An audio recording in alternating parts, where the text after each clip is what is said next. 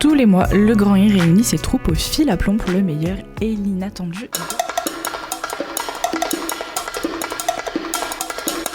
Caramel!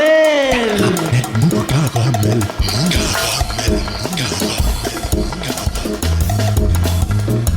Caramel.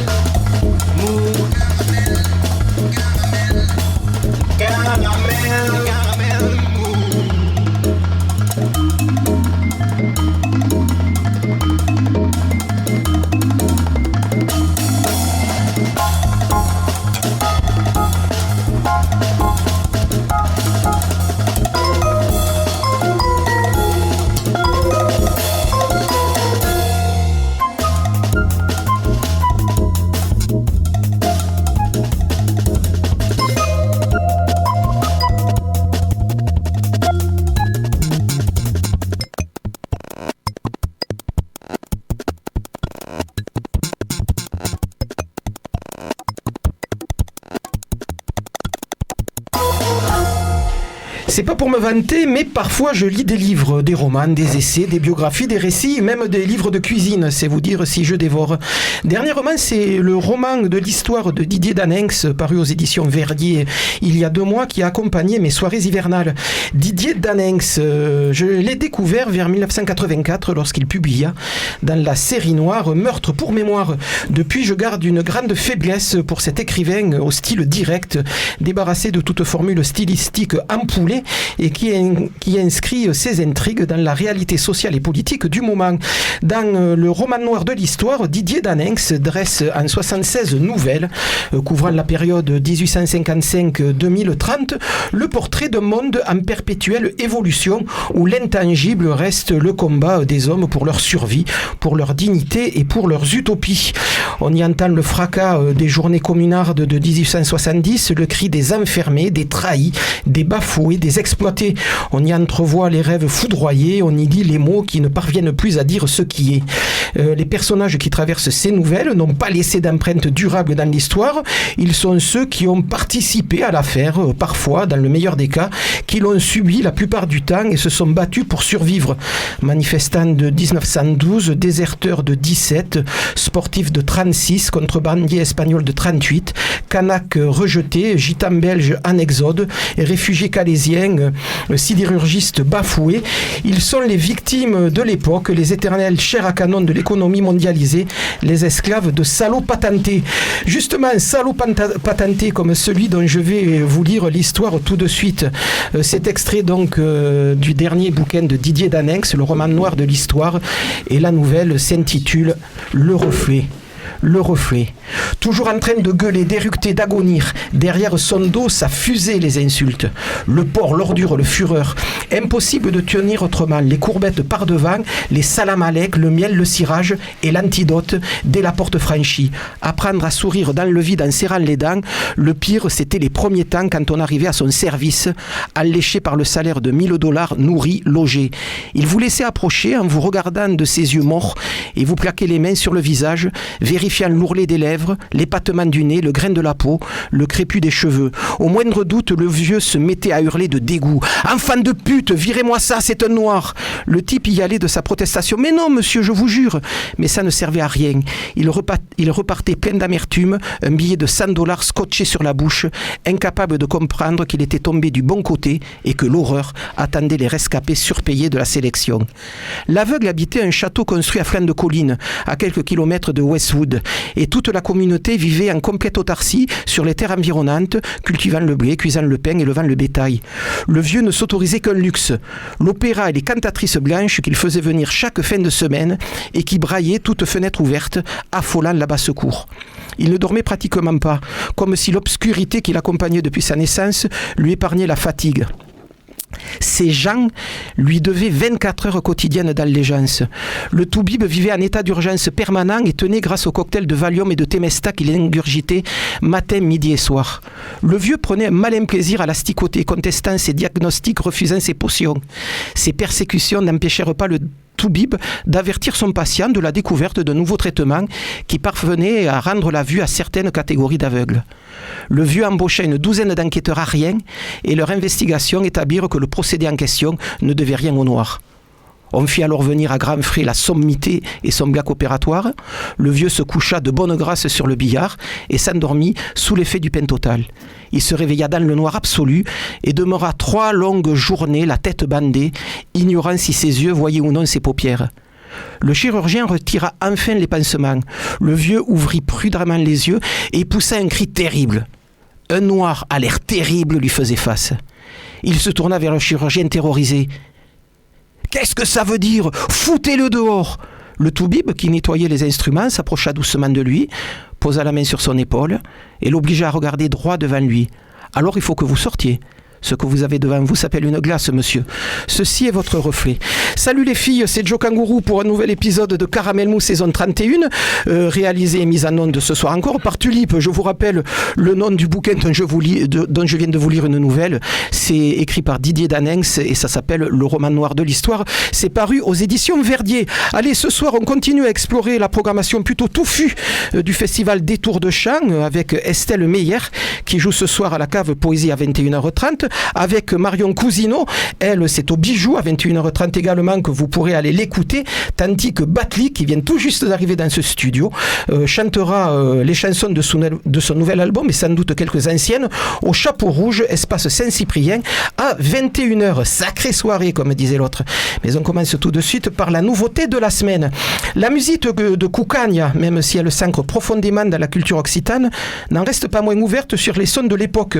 Ce trio féminin vocal, armé de quelques percussions minimales, fabrique une musique plutôt lancinante entre trance fiévreuse et sauvage sarabande. Cucagna sort le 21 février prochain un nouvel album qui s'appelle Poupout et sera jeudi prochain, 6 février, au Métronome pour un triple plateau plutôt détonnant avec Artus et Super Parquet. Cucagna, on écoute tout de suite Kuntelun, extrait de Poupout. Ça fait rire tout le monde autour de cette table. Poupout, leur nouvel album, c'est Caramel Mou et c'est à mieux.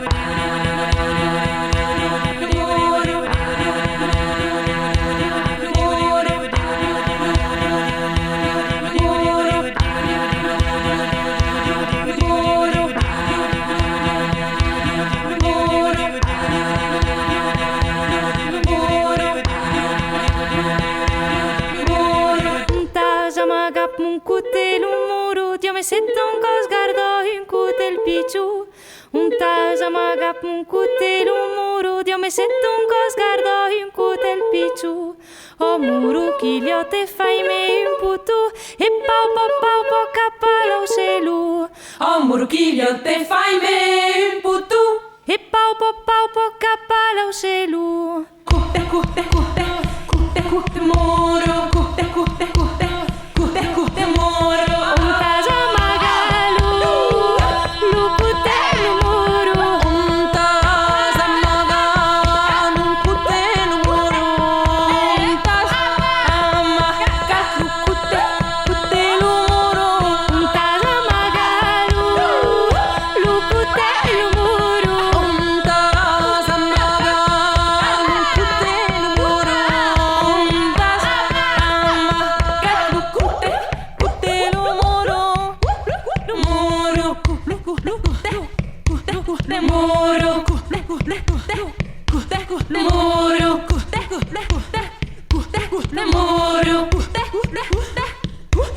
moro.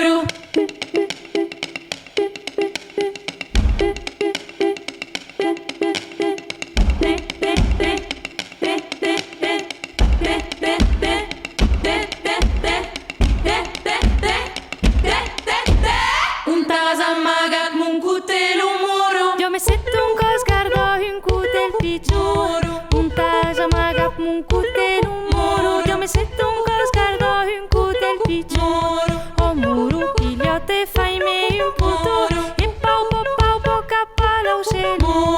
O muru piglio te fai me un putu e shelu.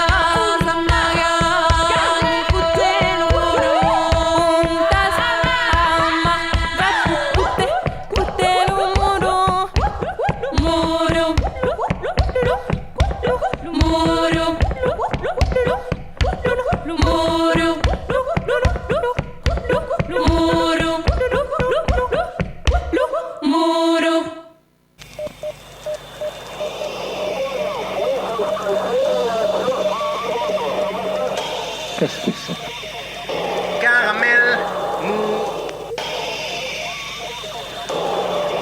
Et ça, qu'est-ce que c'est? Cette voix dont l'accent triomphant perce à travers le grésillement de la radio. C'est Joe Kangourou, pardon. Oui, toujours à l'écoute de Caramel Mou sur Radio Campus Toulouse. C'est toujours Joe Kangourou devant le micro.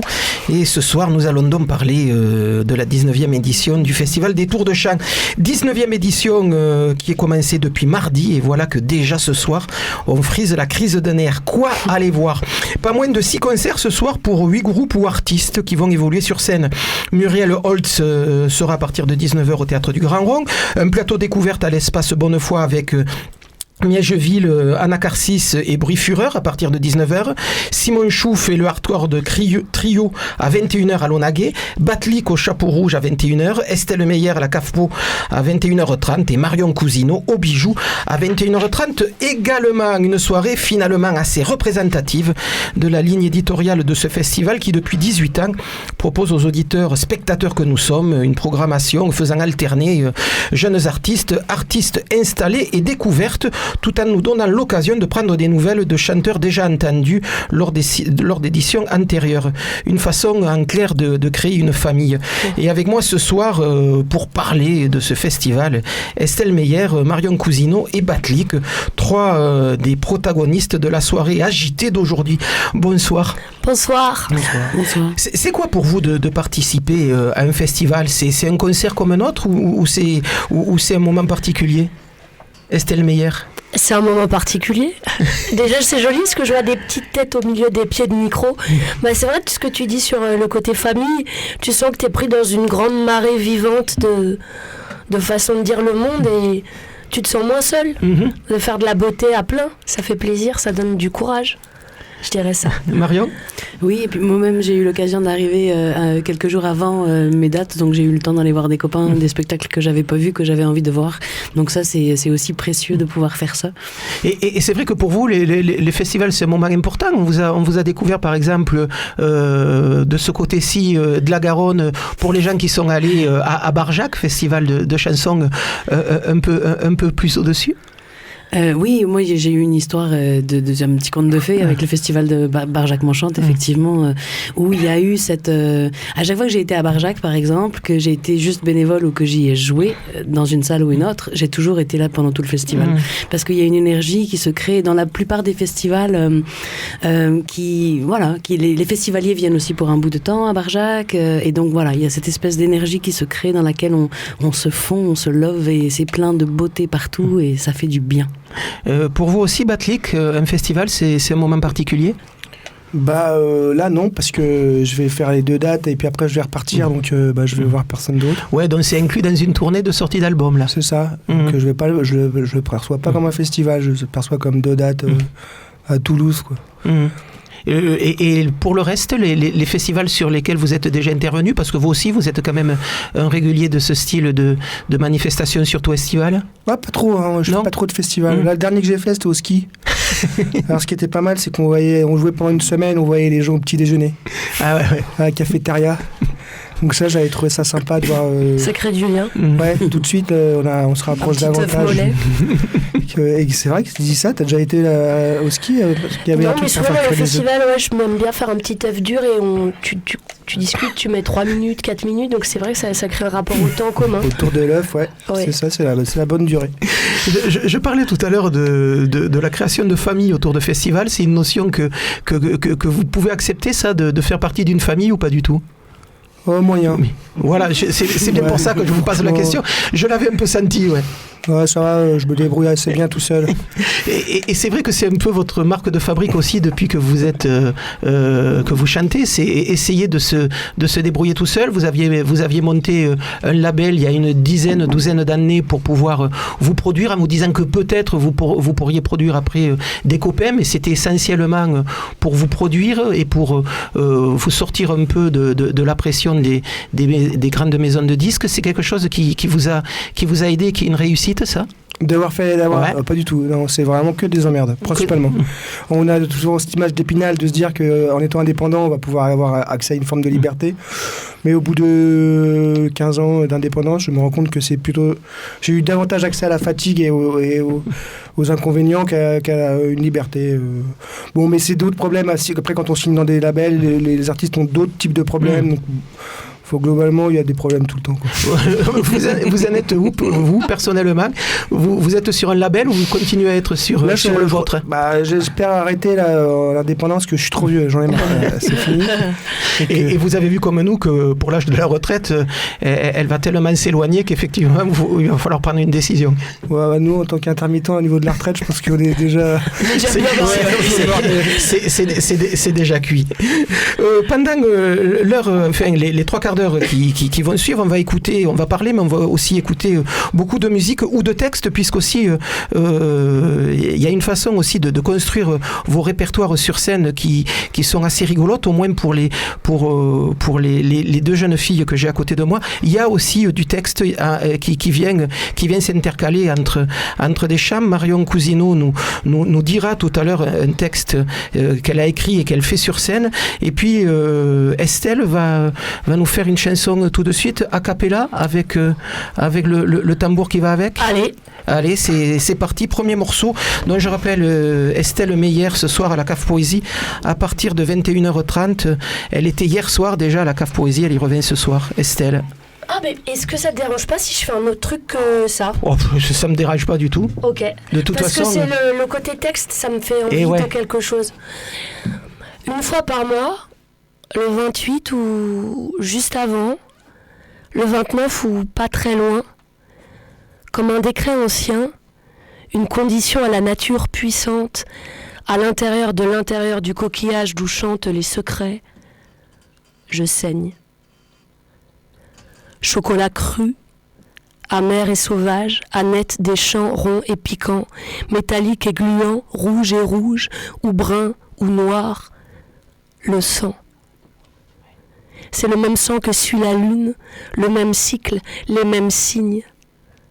Dans mes règles, le sang est bleu. Aristocrate au manteau de brume, touché par la féminité, je paie mon tribut à la lune. Et si Minet a le museau cassé, si la Ferrari rouge est garée devant la porte, si on peut hisser le drapeau japonais, je casse la gueule à mon porteur d'eau. Comme un soleil qui se fend.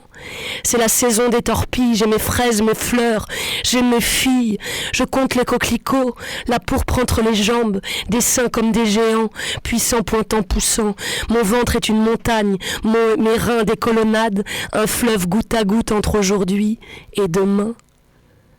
Sorcière aux mains berbères, tatouage coléoptère, fumée de sauge, bracelet sauvage, utérus, utérin, baleine à bosse, mammifère câlin, contraction, évacuation, purification, c'est la mousson. Tropical abdominal, archaïque animal, on partage la ronde, le cycle en brune et blonde, sœur, liée au serment de sang, traversant les marées hautes de la beauté. Touché par la déesse de la fécondité, c'est en connaissance de cause que j'entre en féminité. Tes doigts ont touché mon sang est sur tes lèvres, donnant la vie, donnant la mort, baiser bleui du temps givré, les cycles dansent sur ma couronne mauve, reine des puissantes saisons, archaïque et ancienne. Je compte les marées, je me sens délicate. La lune est dans mon ventre. Estelle Meyer, un texte qui vient d'où celui-là ? C'est un texte un peu récent, ça s'appelle Mes Cardinales, parce que j'avais envie d'écrire un texte sur les règles comme si c'était l'Iliade et l'Odyssée. Que c'était une épopée folle dans un ventre et dans un cycle d'une femme qui vit ça pendant presque 40 ans, une fois par mois, qui saigne, Toutes les femmes, quand elles vivent ensemble, elles se régulent comme si on était une seule grande louve vivante.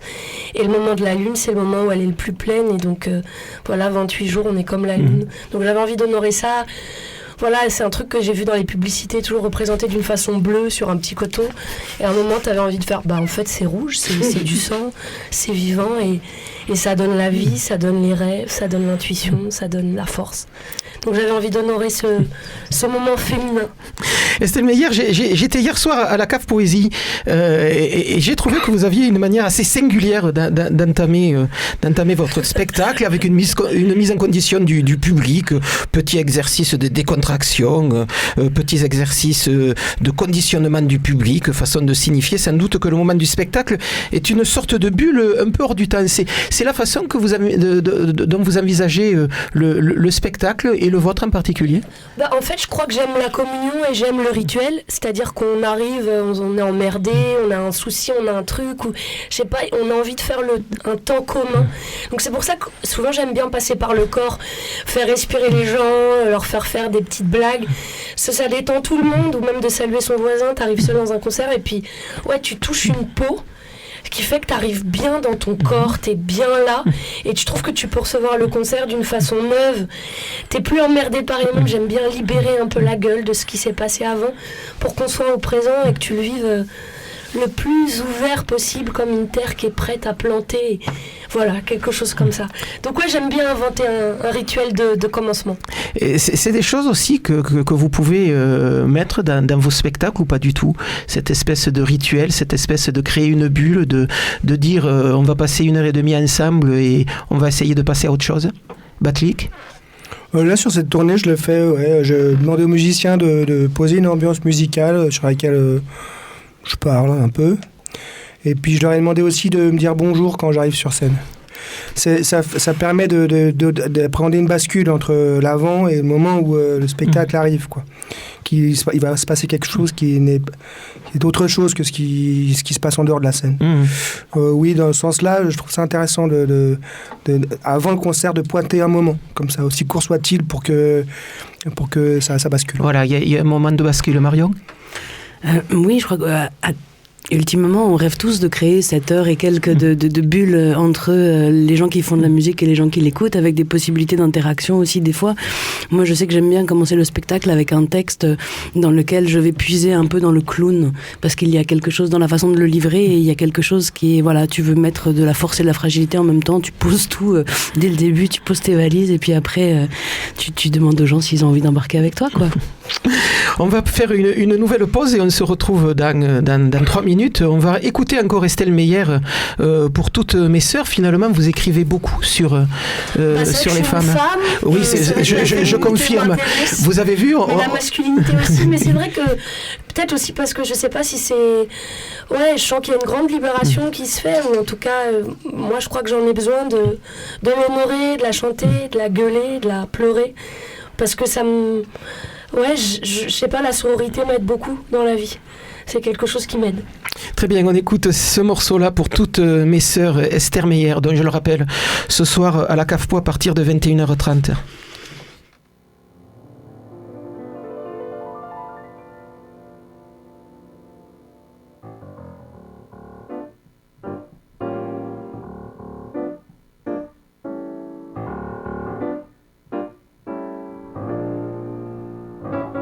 Pour toutes mes sœurs qui ne peuvent crier, je crie, je crie. Pour toutes mes reines qui ne peuvent aimer, j'aime, j'aime. Pour tous ces corps qui ne peuvent danser, je danse. Pour tous ces corps qui ne peuvent vivre, je vis, je vis. Pour toutes mes sœurs qui ne peuvent crier, je crie, je crie. Pour toutes mes reines qui ne peuvent aimer, j'aime, j'aime. Pour tous ces corps qui ne peuvent danser, je danse. Pour tous ces corps qui ne peuvent jouir, je jouis, je jouis.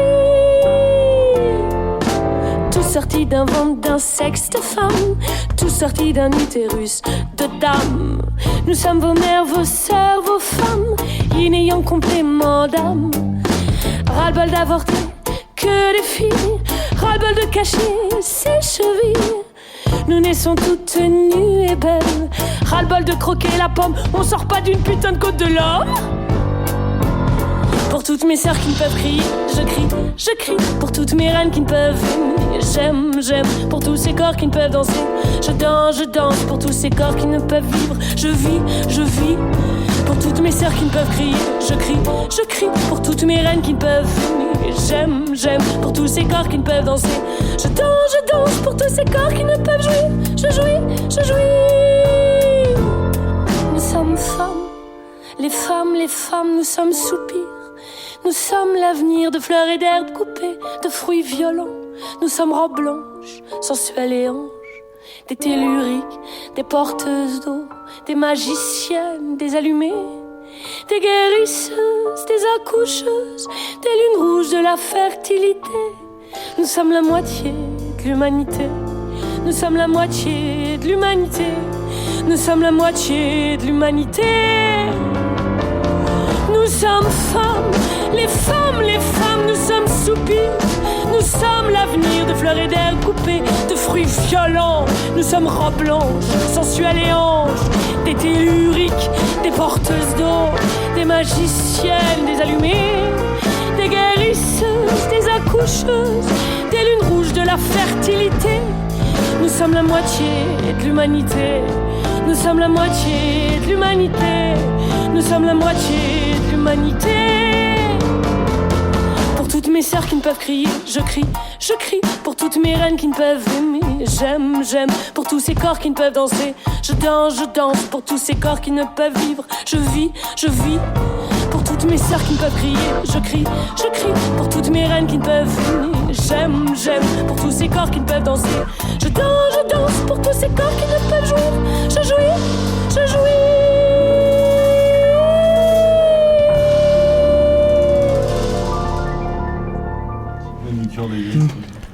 Voilà, toujours en compagnie de Estelle Meyer, de Marion Cousineau et de Batlik pour parler de cette 19e édition de Détour de chant. Estelle Meyer qui viennent du théâtre aussi, si j'ai bien lu mes notes. Voilà, c'est des choses que vous réutilisez sur scène, ça ? Peut-être ça, c'est toi qui peux le dire si tu veux. Et bien alors, si je le dis, effectivement, voilà, j'ai l'impression que c'est quand même assez théâtralisé, cette façon d'entrer en scène, de jouer la chanson, de la vivre, de la montrer sur scène. Et peut-être aussi, j'aime bien, tu vois, penser le spectacle. Pardon, je te tutoie et toi tu me vous vois, c'est pas grave. Ouais, mais ça sera comme ça. Ça sera comme ça. J'aime bien penser le spectacle comme des grandes pages qui s'ouvrent. Je trouve qu'il y a des moments où j'ai envie de grandes tragédies, où tu te prends des bonnes patates, des moments où j'ai envie de sensualité et d'ouvrir des rideaux de soie, des moments où j'ai envie de choses beaucoup plus nues, ou justement de grande communion, où tu ouvres un truc beaucoup plus cosmique, pas que sur ta gueule. Donc je pense que je le pense aussi comme des actes en fait, c'est vrai, peut-être du théâtre avec une conclusion, avec un prologue. Je le pense presque d'une façon un peu littéraire, la dramaturgie d'un concert. Je pense que oui. Marion Cousineau, vous disiez tout à l'heure qu'un festival c'était aussi un moment où vous alliez voir des copains, d'autres spectacles et de vous installer dans une ville, dans un endroit.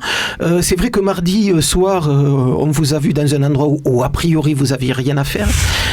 Ça s'appelle les chansons à la cheminée, c'est organisé par la CAFPO une fois par trimestre. La prochaine je crois qu'elle aura lieu en avril. Voilà, le 5 avril. Le 7, en plus vous prenez des notes, c'est formidable. C'est organisé par Simon Chouf qui invite quelques copains à lui pour chanter. Il y a des fois, je me dis, il manquerait plus que le feu dans la cheminée. On amènerait des chamallows, on les ferait griller sur le feu, on se retrouverait... Il y a les artistes dans la cheminée, normalement. On veut pas y mettre le feu. C'est vrai. Mais là, ils étaient pas là, ils étaient devant la cheminée.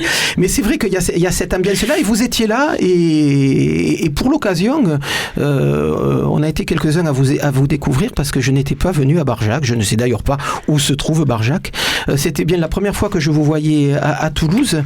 Et ce qui est quand même, moi, ce qui m'a un peu étonné dans la façon dont vous avez interpellé le public à ce moment-là, c'est cette histoire assez incroyable qui vous a fait arriver, vous, au Canada et revenir en France, alors que d'habitude, c'est des hordes de hurleuses qui nous arrivent du Canada régulièrement. C'est une autre façon de voir les échanges entre la France et le Canada. Vous nous dites un peu comment vous êtes arrivé d'abord au Canada et puis arrivé dans le mode de la chanson qui n'était pas forcément celui auquel vous vous prédestiniez. Oui, non, moi quand je suis partie vivre au Québec il y a 9 ans, c'était pour complètement autre chose, c'est-à-dire que j'avais trouvé un boulot là-bas, je devais rester 2 ans et revenir et puis continuer dans mon boulot, et j'ai eu la chance de mettre les pieds dans un endroit qui s'appelle Le Petit Bar, qui est une boîte à chansons à Montréal, où il y a de la chanson tous les soirs. Moi je connaissais personne, tu débarques, t'es immigrant, tu cherches du lien quelque part, et dans cet endroit-là il y avait un lien qui m'a profondément touchée, des concerts tous les soirs, et j'ai découvert beaucoup de chansons québécoises mais aussi de chansons françaises, beaucoup d'artistes, et c'est comme ça qu'avec un copain au fur et à mesure on a commencé à monter un spectacle, et c'est comme ça que j'ai eu envie d'écrire mes premières chansons, et que j'ai fait une école à côté de Montréal qui s'appelle l'École nationale de la chanson, qui était une jolie parenthèse dans laquelle j'ai pu me dire ok, je vais lâcher mon boulot, et que voilà, après j'y suis pas revenue, et j'ai eu envie de faire voyager ces chansons là, quoi. C'est vrai que ça paraît quand même incroyable comme histoire de pouvoir comme ça arriver à s'immerger dans un milieu que vous connaissiez pas trop. Ah ben c'est le sort de tous les immigrants. Après moi je venais d'une culture privilégiée, j'arrivais dans une culture privilégiée, donc c'est une immigration un peu favorisée on va dire, mais on a quand même l'occasion d'apercevoir des choses qui sont liées à la migration, et de comment tu t'insères ou pas, de comment tu vis un communautarisme avec des gens qui viennent du même endroit que toi ou pas, et donc pour moi il y a quelque chose de très important dans si tu veux aller vivre ailleurs que chez toi, essaye de pas t'entourer de gens qui viennent du même endroit que toi si tu peux. Et c'est ça qui m'a fait traîner beaucoup avec des Québécois qui m'ont appris énormément de choses de l'histoire du Québec, de l'histoire de la chanson au Québec, de plein de choses comme ça. La chanson, ça peut être un moyen d'intégration ?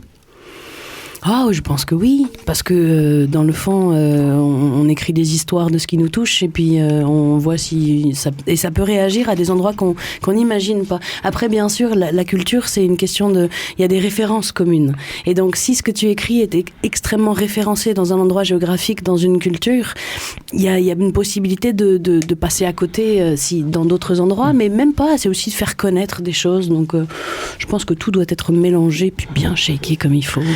Et à partir de là, les échanges, ils se font comment ?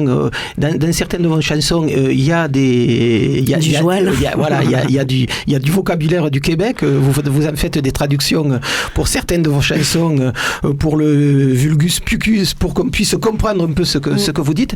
C'est une façon de s'approprier aussi la culture du Québec ? Oui, et puis effectivement, c'est une langue que moi je parle. Là, ça fait 10 jours que je suis arrivée en France, donc voilà, j'ai repris les habitudes de l'accent qu'on a plus en France, mais quand tu traînes à Montréal avec du montréalais, forcément tu prends, sinon l'accent, ça dépend des oreilles, au moins les expressions. Et donc il y a quelque chose après. Moi je suis persuadée que chacune des langues qu'on parle ou qu'on envisage juste un peu est une différente façon d'exprimer ce qu'on a dans la tête, et que du coup c'est une ouverture, parce qu'il y a des expressions qui n'existent que dans une langue, et il y a des choses que j'ai envie de dire en québécois que je saurais pas dire en français, ou qui sonneraient pas en français. Donc l'idée c'est d'avoir comme ça plusieurs façons de s'exprimer qui soient ancrées sur une terre différente, mais qui vont au même endroit, quoi. Vous êtes tous les trois sur le créneau de la chanson. Ça sert à quoi une chanson ? Batlik, j'adore. Il écarquille les yeux en se disant mais c'est quoi cette question ? Et c'est le premier qui va essayer d'y répondre. Pour moi ça sert à passer le temps. Ah ouais. Globalement je m'ennuie assez, donc tout ce que je peux faire pour échapper à l'ennui, mais là je mets dans la chanson aussi bien le fait de prendre une douche ou que de sortir dehors pour parler avec quelqu'un. Pas pour parler avec quelqu'un, ou de sortir dehors tout court. Non, ça tue le temps. Pour vous, Estelle ? C'est une grosse question en même temps. J'ai envie de dire un truc énorme, mais du coup ça paraît beaucoup par rapport... des fois j'ai l'impression que ça aide à vivre. Ça fixe... ça fixe le vivant et ça aide. Enfin moi il y a plein de chansons qui m'aident à vivre. Qui me donnent... qui me guérissent quoi. Des chansons qui guérissent. ça guérit, ça peut guérir une chanson. Ça peut sauver peut-être. Des exemples comme ça de je sais pas, je pense à des chants... là, je pense à des chants un peu guérisseurs, je sais pas, des chants chamaniques ou des chants où t'as de la transe, où t'as vraiment de la vibration qui vient t'aider à, je sais pas, à guérir ton cœur. T'as des chants qui t'aident à accoucher, t'as des chants qui t'aident à aimer, t'as des chants qui t'aident à jouir, t'as des chants qui t'aident à mourir. Pour moi, ça doit peut-être accompagner... Après, est-ce qu'on y arrive? En tout cas, peut-être dans l'idéal. Aider les grands moments de la vie. Et les moments en même temps, comme tu dis, d'ennui, de mélancolie toute simple, où il n'y a rien à faire que regarder la pluie, écouter quelques notes. Ça accompagne la vie et l'humain, parce que c'est l'humain qui chante pour un autre humain. Donc, je sais pas, ça doit accompagner l'humanité dans tout ce qu'elle a à vivre. Et puis, excuse-moi, mais peut-être aussi, on est quand même dans... Enfin, il y a tellement de choses qui sont utiles, il y a toujours une espèce de... Que c'est pas mal aussi de participer à des choses qui n'ont pas d'utilité.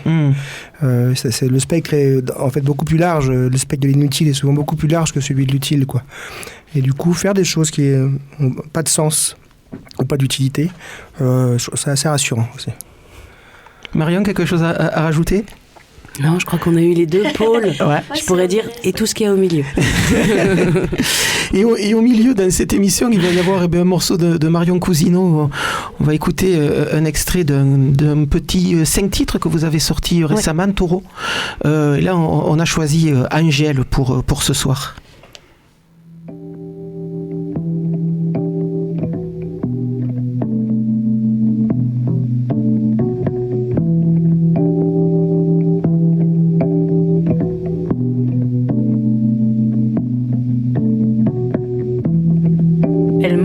Seule, elle parle seule et elle boit seule. Mais pour tromper l'ennui, elle commande toujours 2 pintes qu'elle boit chacune tour à tour. Et comme elle veut ce soir aussi tromper la mort, elle a pris avec ça un petit verre de fort, un petit verre de fort.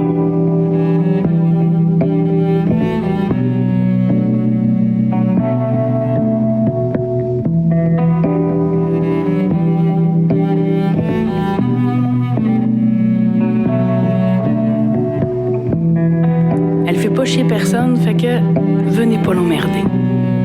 Elle aurait le droit de crier. On lui a pris son homme. Finir leur vie ensemble, elle et son sacré beau gitan. C'était ça à la base le plan jusqu'à ce que la terre tremble. Jusqu'à ce matin où la moitié de la beauté du monde s'est envolée en 1 seconde. Il est mort sur le coup.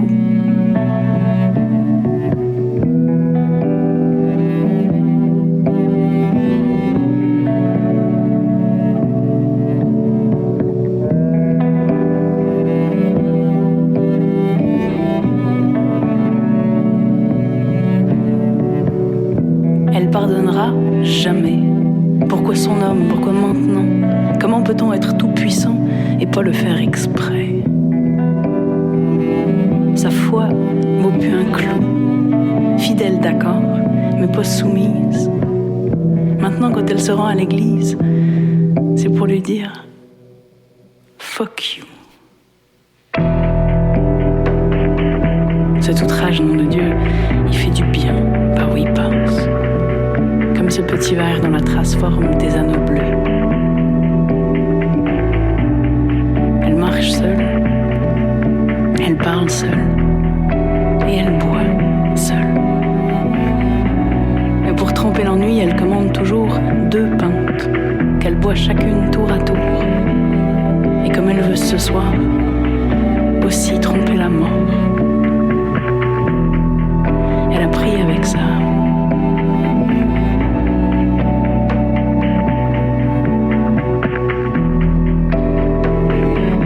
verre de fort, un petit verre de fort, un petit verre de fort.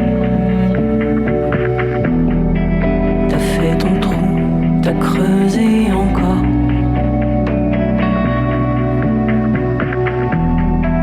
T'as pris des coups, t'as compté les morts.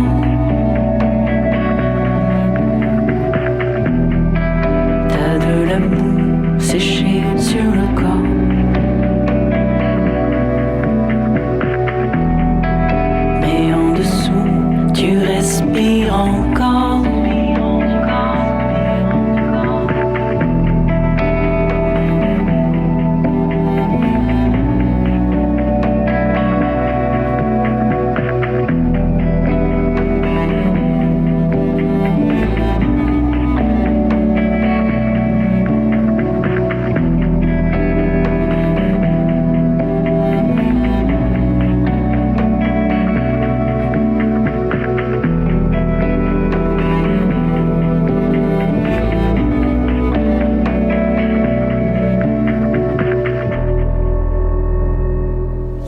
Voilà, toujours en compagnie de Batlik, de Marion Cousineau et de Estelle Meyer qui ce soir jouent tous les trois mais dans des endroits différents à Toulouse dans le cadre de Détour de Chant.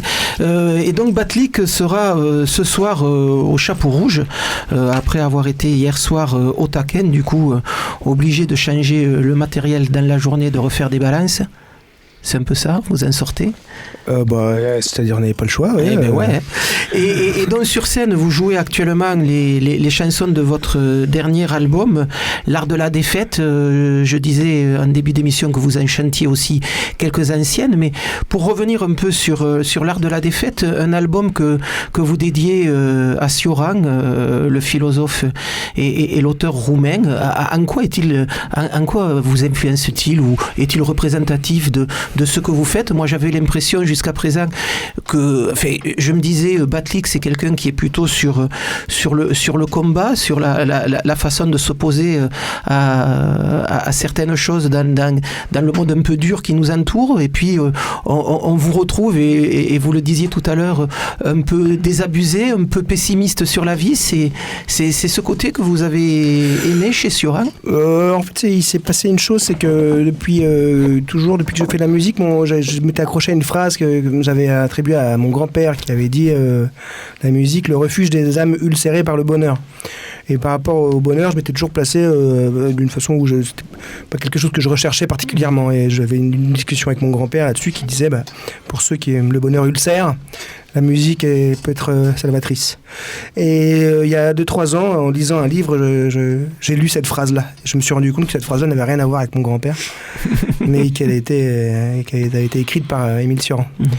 Et ça m'a quand même chamboulé parce que il y avait cette familiarité que j'avais avec cette phrase qui s'est déconstruite dès lors où je l'ai lue. Je me suis demandé quel était cet auteur, que je connaissais mais vaguement. Alors je me suis plongé dans son œuvre, mais aussi beaucoup dans ce qu'il était, dans ses interviews, dans ses... et bon, voilà. L'album lui est pas dédié. En fait, chaque chanson est inspirée d'un de ses aphorismes. Il faisait beaucoup d'aphorismes. Voilà, cette rencontre, elle s'est faite là. Elle s'est faite de manière... c'était un quiproquo, en fait. Je le disais en début d'interview, vous êtes sur la scène depuis une petite vingtaine d'années, avec un trajet quand même assez singulier dans le monde de la chanson. Vous vous êtes mis volontairement un peu à l'écart des courants de la chanson et puis du système industriel de la production de la chanson. En quoi cela a-t-il pu favoriser un peu votre sens de la création? Pour la création, ça n'a pas du tout favorisé le truc. Et puis globalement, je trouve qu'il y a beaucoup plus d'artistes qui sont en marge que d'artistes qui sont dans l'industrie. Finalement, les artistes qui participent à la musique dans le milieu de l'industrie sont assez peu nombreux. Il y a beaucoup plus d'artistes qui font de la musique, soit de manière amateur, soit même de manière professionnelle, mais sans participer à l'industrie. On est beaucoup plus nombreux que les artistes signés, finalement. Mais ceux-là, on les entend peu. On les entend peu, mais ils sont très actifs. Ils sont beaucoup plus actifs que les artistes qui sont signés et beaucoup plus nombreux. Et puis après, par rapport à la création, ça n'a pas influé sur la création. La personne qui a influé sur la création, c'est ma femme.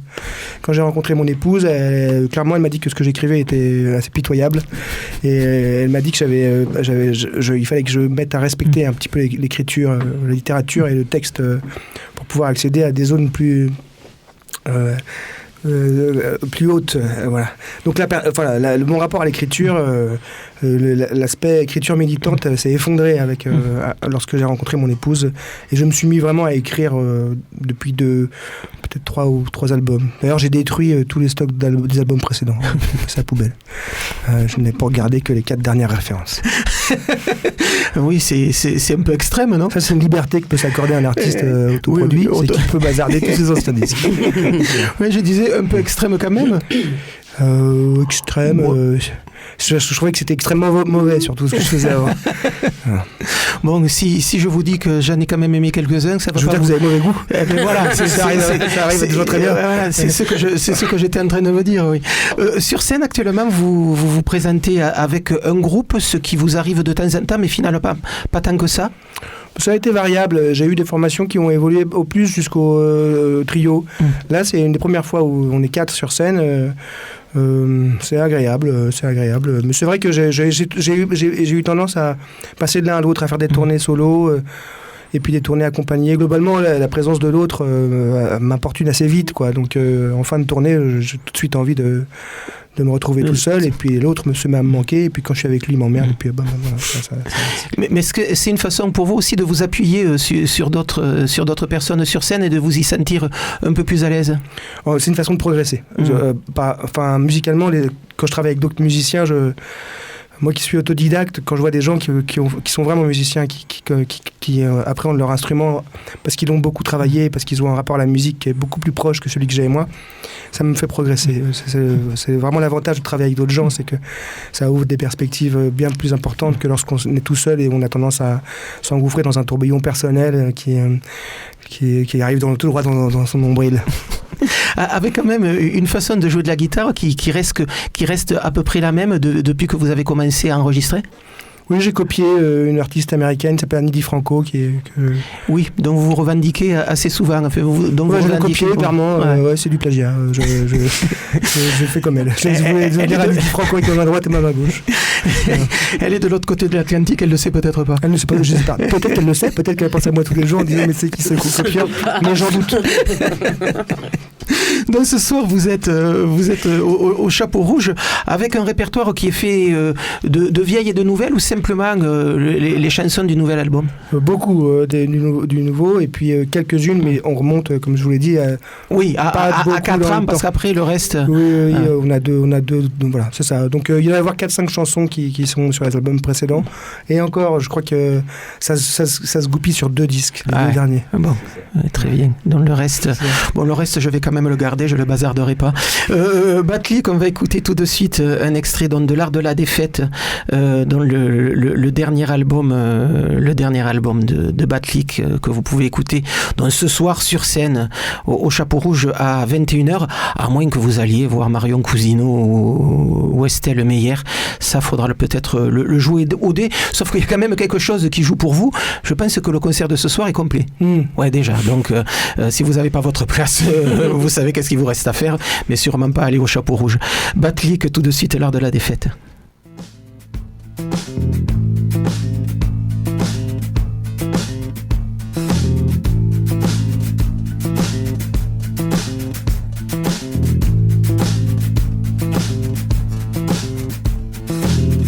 La côte en haut de la ville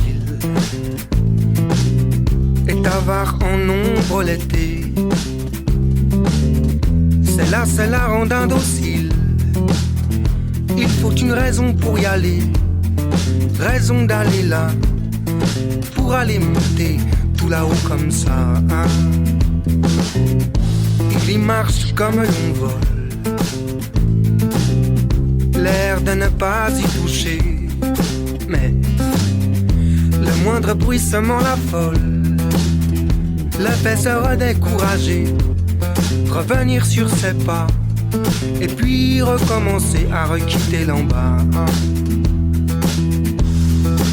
C'est que tout l'auto à la tire, c'est ce que ce son lui dit, que du son latin se divise aux volets bleus et entrouverts, au vélo vert, à ce à quoi il renonce en faisant marche arrière. C'est tout l'art de la défaite, ça tient dans un demi-tour, demi-tour. Tout l'art de la défaite est là, dans ce demi-tour, sur soi.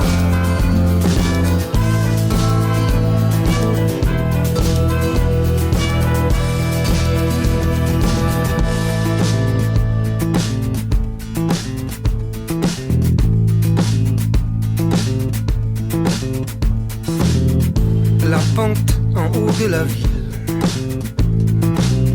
est avare en ombre l'été. C'est la rondin docile. Il faut une raison pour y aller, raison d'aller là, pour aller monter tout là-haut comme ça. Il en redescend comme on sort d'une nuit blanche et agitée. moindre bruissement l'endort. Le fait se remettre à rêver, revenir sur ses pas, et puis recommencer à regagner l'en bas. C'est que tout l'autour, consumé par l'essence et l'été, son latin résumé à répéter tout bas. Voudrais-tu danser? Voudrais-tu danser? Voudrais-tu redanser avec moi ou pas? C'est tout l'art de la défaite, ça tient dans un demi-tour, demi-tour. Tout l'art de la défaite est là, dans ce demi-tour sur soi.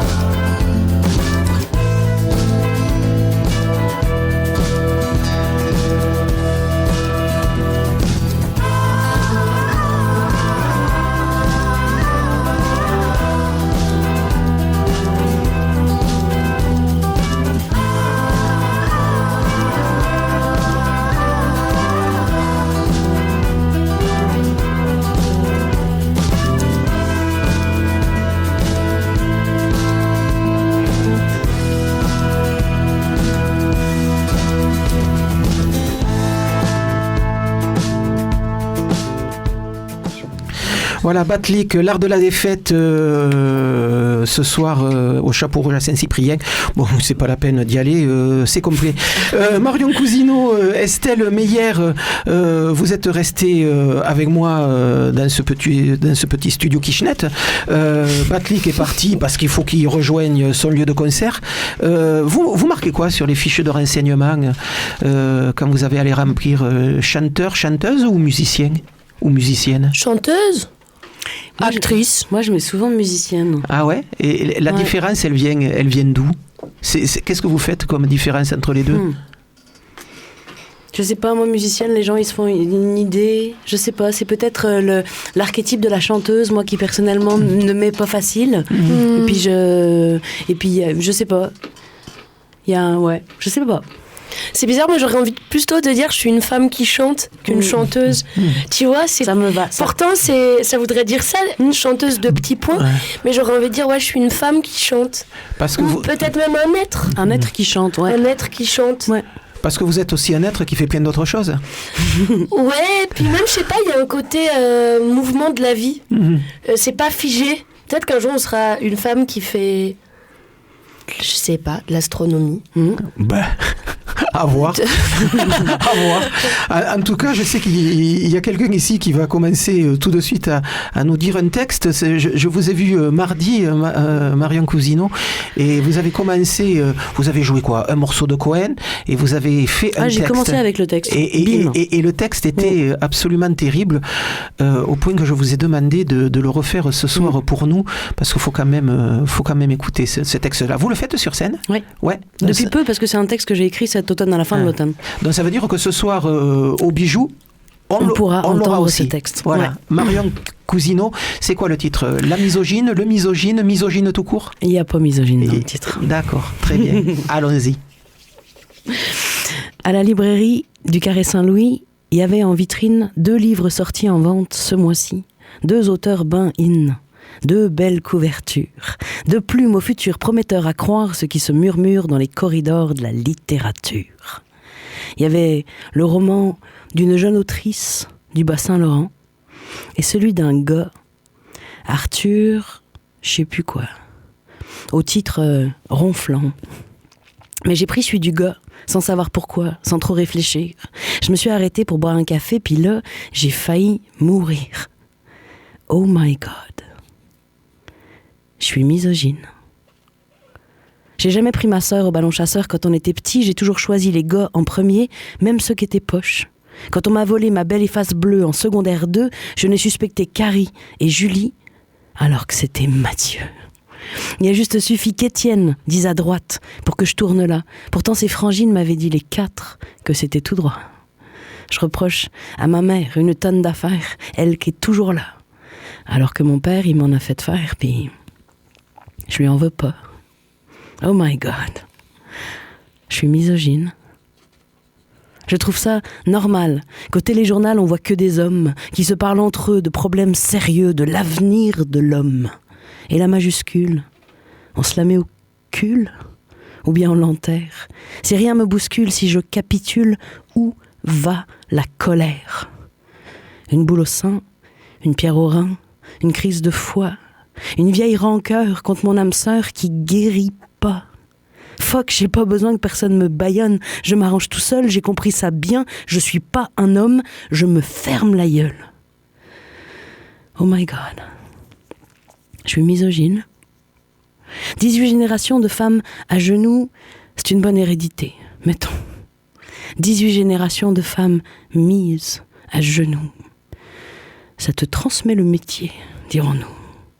Ça t'apprend à supporter. Tellement intégré la chasse aux sorcières que je me la livre. J'ai déraciné la femme en colère. Je l'ai brûlée vive. Je plaide l'accident, l'erreur de parcours ou la faute de jeunesse. Je pense l'argument recevable en cours, mais seulement si ça cesse. Je refuse de plaider la fatalité. Ce serait plus facile, certes, mais c'est pas comme ça qu'un jour on pourra refondre le cercle. J'ai le souffle court, mais inarrêtable. L'âme rougissante.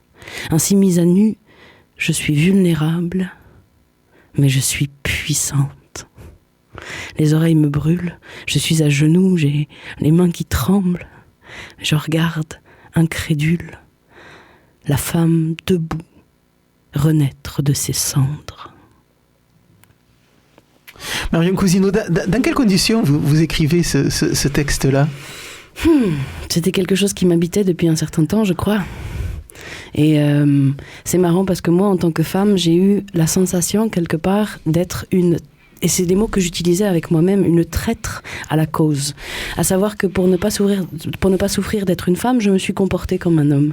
Je me suis comportée comme un homme dans mon milieu professionnel, je me suis comportée comme un homme dans plein de situations différentes pour avoir une certaine crédibilité dans les conversations, des tas de choses. Donc, au lieu d'essayer d'influer sur ces codes genrés, j'ai adopté ceux des hommes parce que c'était une façon de moins souffrir. Et il y avait quelque chose là-dedans qui faisait que je me sentais extrêmement coupable. Et il y a quelque chose qui a déclenché cet automne dans le fait de dire que c'est pas forcément ma faute non plus à la base et que on pourrait essayer juste de regarder un petit peu les choses et puis c'est pas non plus en se tirant dessus les femmes et les hommes qu'on va y arriver, c'est en faisant des constats ensemble d'un héritage qu'on a reçu, d'une éducation qu'on a reçu, d'une instruction, des choses qui viennent de siècles, plusieurs siècles, voire des millénaires avant nous.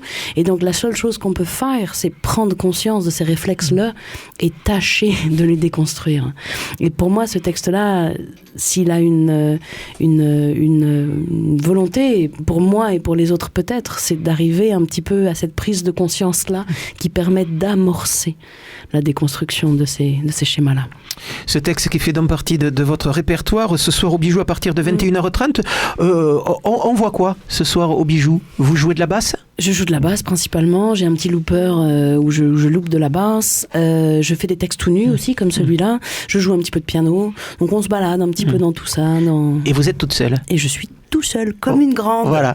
Marion Cousineau ce soir au Bijou à 21h30. Comme d'habitude, Caramel Mou va se terminer dans une espèce d'excitation totale. Il reste 3 minutes et je veux absolument qu'Estelle Meyer nous joue sa chanson accompagnée par un superbe tambour. Il fait penser aussi à ces tambours que l'on trouve dans la musique irlandaise. Ah, très bien. Ouais, c'est un peu ce style de tambour que pouvaient avoir les chieftains lorsqu'ils se produisent sur scène, et puis les musiciens de folk irlandais. Deux mots sur la chanson que vous allez nous faire. Elle s'appelle, je trouve que j'adore passer après Marion aussi, tout ce que tu viens de dire. Je comprends tellement. La chanson qui vient, elle s'appelle La femme poisson. Et j'ai voulu donner plein de qualités à la femme qui sont peut-être plus inattendues que prévues. Estelle Meyer.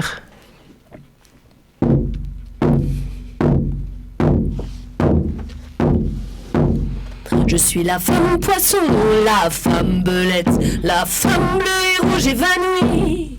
Je suis la femme garante de l'ordre et du désordre, la femme torrent et furie.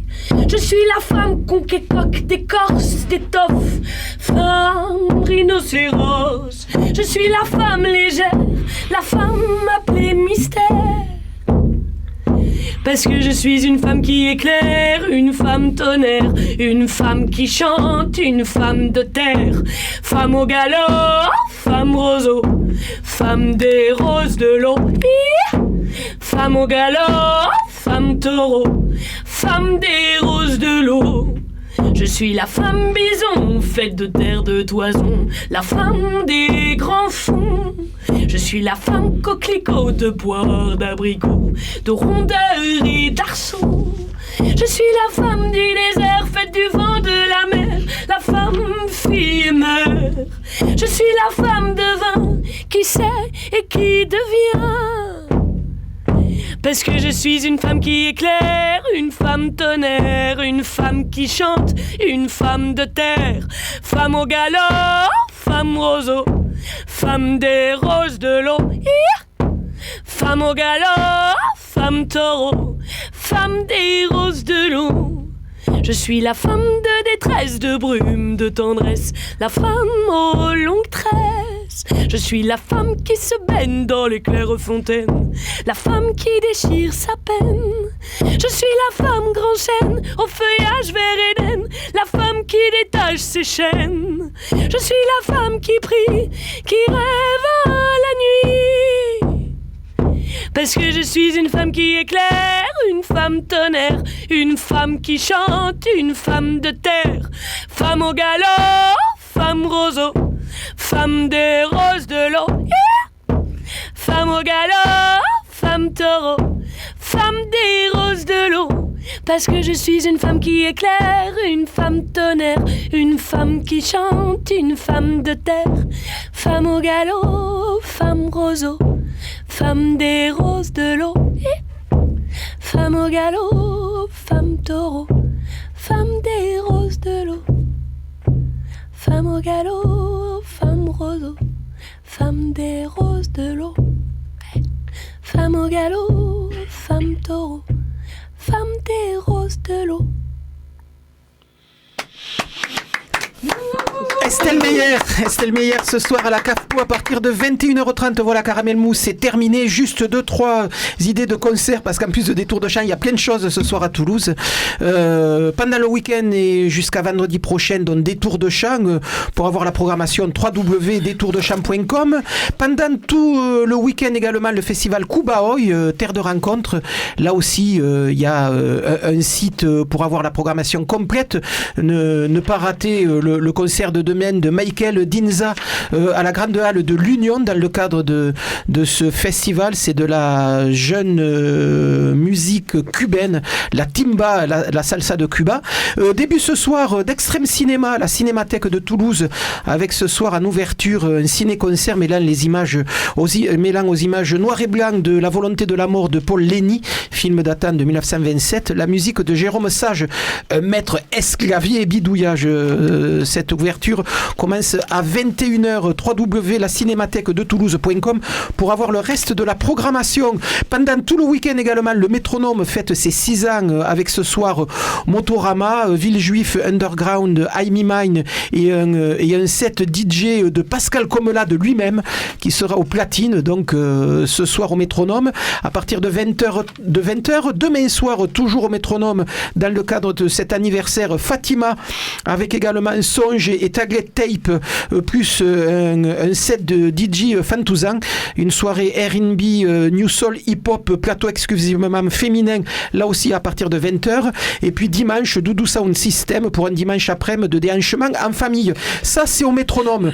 Ce soir, à partir de 18h, soirée de soutien aux grévistes de l'éducation nationale à l'Union des Arts, rue Clément, avec À l'Arabiata, la chorale Le Cri du Cœur. Donc, c'est déjà parti. Je crois que ça commençait à 18h. La baraque à Free sera au pavillon Sauvage à partir de 20h. Isotope du jazz d'aujourd'hui à l'Impro à 20h30. Une soirée death metal, il y en avait vraiment pour tous les goûts, à la Cave à Rock avec Death Decline, Altered Shade et Theme Fate à partir de 20h. Du jazz métissé avec le violoniste indien Baju Bhatt et puis les Italiennes de Red Sun au Taquin à partir de 21h. Et ils invitent ce soir le guitariste Nguyen Le. C'est peut-être aussi quelque chose à aller aller voir ça ce soir.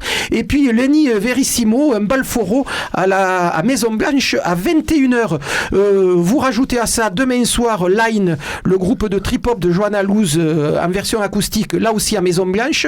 Et puis mardi soir à Chapoux à 20h, le chœur étudiant sous la direction de Claire Subiette qui chantera un programme forêt, sacré et profane, accompagné au piano par Lara Castiglione. Et puis vous aurez à peu près ce que l'on peut écouter de plutôt sympa à Toulouse en ce moment. Caramel Mousse, c'est terminé pour aujourd'hui. Little by Little, c'est dans 3 secondes. Excusez-nous pour les 4 minutes que nous venons de lui grappiller. À la semaine prochaine. Salut les filles.